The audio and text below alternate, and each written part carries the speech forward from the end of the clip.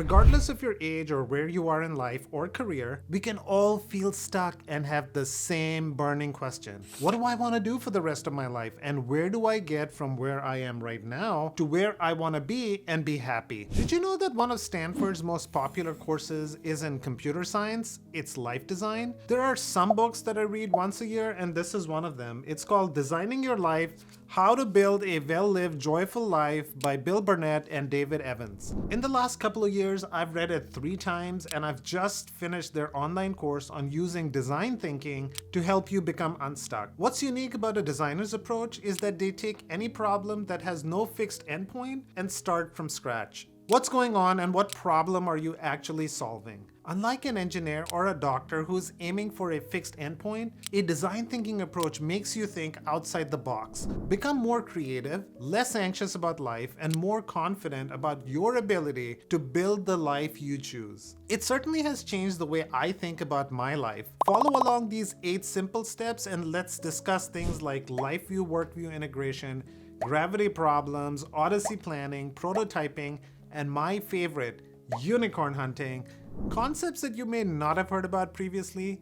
Timestamps are in the description below, so feel free to jump around to a different section if you'd like. I'm going to be sharing some things I'm doing in my life which are helping me feel more joyful and fulfilled every day. As bonus content at the end, we'll talk about how to find your dream job when the job isn't even advertised. We'll go unicorn hunting. If you like this video, give it a thumbs up. Let's begin. So we all have these 3 basic questions. What do you want to do? What do you want to be? And what do you want to become? Turns out this advice that find your passion and then everything will fall magically into place is really bad advice. Now this is because this approach assumes that there's just one perfect path to a meaningful life and happiness. If you take the life design approach, you will realize that there are multiple paths to fulfillment and happiness, and you'll be drawn to pursue experiences that bring more joy and meaning to your life. Having this freedom to make life choices is an important factor in overall well-being. Many of us have this dysfunctional belief: it's too late to design your ideal life. A good reframe is, it's never too late to design a life you love. So start with assessing your life. Figure out what are you happy with and what do you want to improve on. Assess your life in 4 major areas: health, both physical and mental health; work, both paid and passion projects; joy, meaning how much space do you make for relaxation and happiness; and finally, and most importantly, relationships. Rate them from 1 to 10. Next, identify action problems. There are things in life that one cannot change or control. These are like fundamental facts, like gravity. Problems in life that are not solvable. In life design, these are called gravity problems. We all have 1 to 2 things we feel stuck on, we incessantly complain about. For example, a position that we desire but cannot get for whatever reason. Then we become angry and upset about work and miserable about life in general. A student having a test too soon but also wanting to go camping with their friends. What we need to do with these gravity problems is a reframe, because there's no solution to these, there's only acceptance. A common dysfunctional belief is that work is not supposed to be enjoyable, and that's why it's called work. It's a 4-letter word. A reframe would be, enjoyment is a guide to finding the right work you enjoy. Maybe you'll find that the role you want is available in another company and switching jobs is the writing on the wall. The student might think, let me focus on the test and then I will enjoy the camping more since I'll be more relaxed. There is this Stoic idea called amor fati, which translates to love of one's fate. Amor fati is the practice of accepting and embracing everything that has happened, is happening, and is yet to happen. This helps to focus positive energy towards things we can control and change. In design thinking, this is called recognizing the non-problems. If we mistake facts for problems, then they can drain our energy and lead to frustration.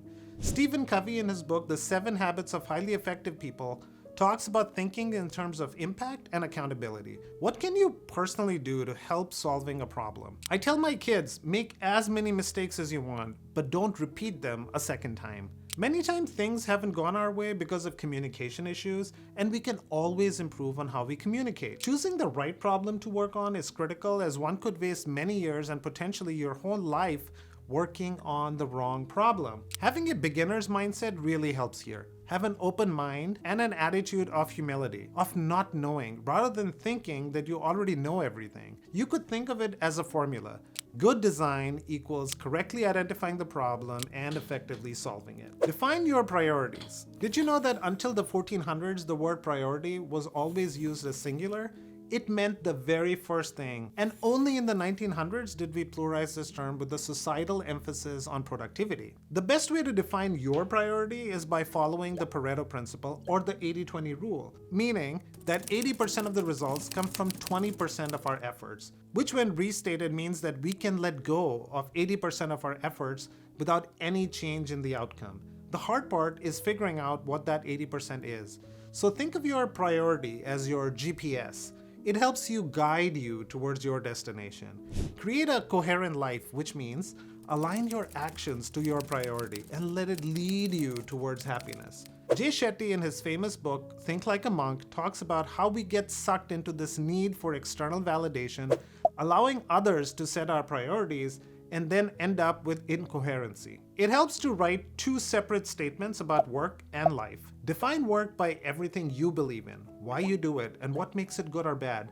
Define life by everything you believe about the world, what gives it value, how your life relates to others, the value of money in your life, and the value you place on fulfillment and life experiences. Now, compare these two statements and assess coherence, and do your best to harmonize. Next, pay attention to what feels good. Maintain a good time journal.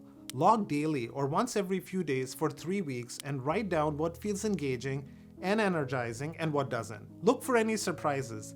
Be specific, very granular of what you found enjoyable. One of the major challenges we face while our mind is occupied with multitasking is falling in the burnout zone. This happens when we are constantly focusing on mindless productivity, upgrading our lives without being able to catch a break. Do this simple reflection exercise.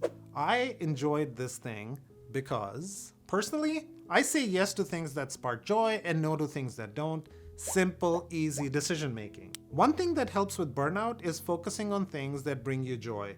Even though I work full-time, run a journal on nights and weekends, have a busy family life with a lovely wife and 2 amazing kids, I play badminton on Thursday nights with my friends for 2 hours. It's my time when I get exercise, refresh my mind, as I can't think of anything stressful when I'm in the thick of shuttle action. Taking out the time to slow down and giving yourself a mental break can help you re-energize, reboot your mind, making it easy for you to continue your work with a high degree of motivation and calmness. The more fun you have, the better work you will do, and with seemingly less effort. Finding the time to disengage is when our mind connects the dots and finds solutions to seemingly impossible problems. Create a mind map.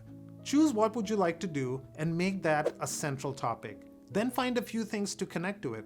I love teaching, but I also love radiology. I love being a doctor, a mentor, a researcher, but I also love technology, photography, editing, and I can do all of those things on this channel as much as I want to. It makes me happy, it keeps me excited.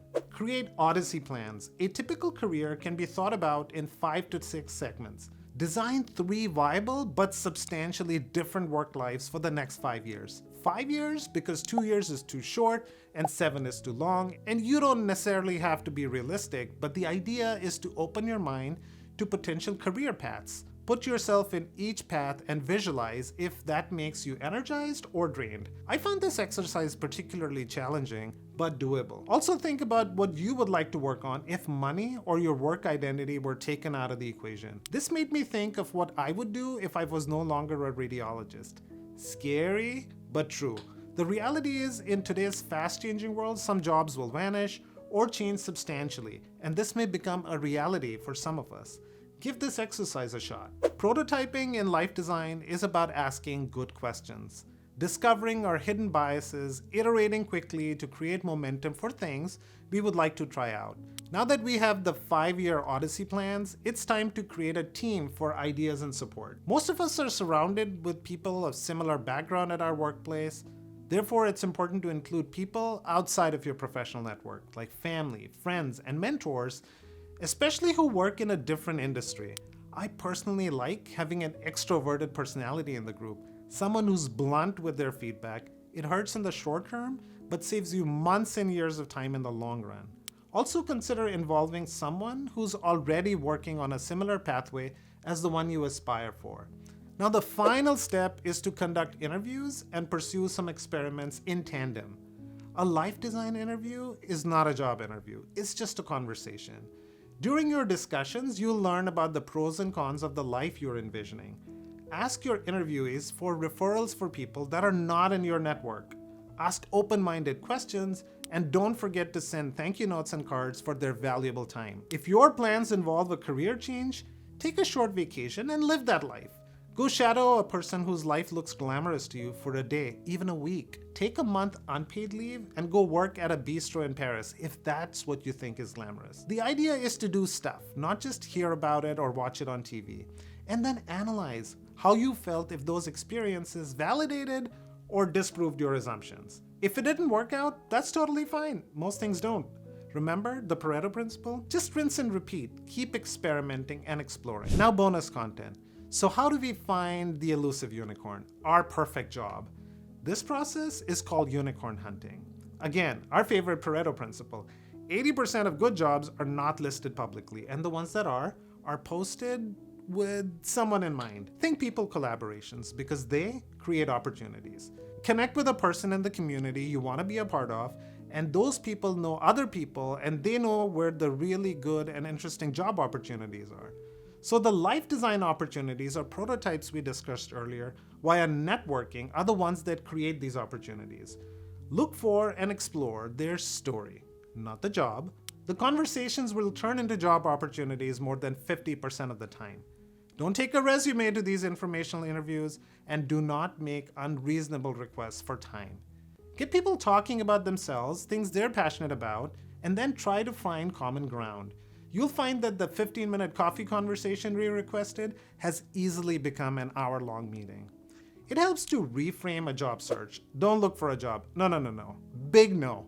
But rather pursue a number of offers. This reframe makes you more authentic, energetic, persistent, yet fun, and ironically, ends up getting you the job.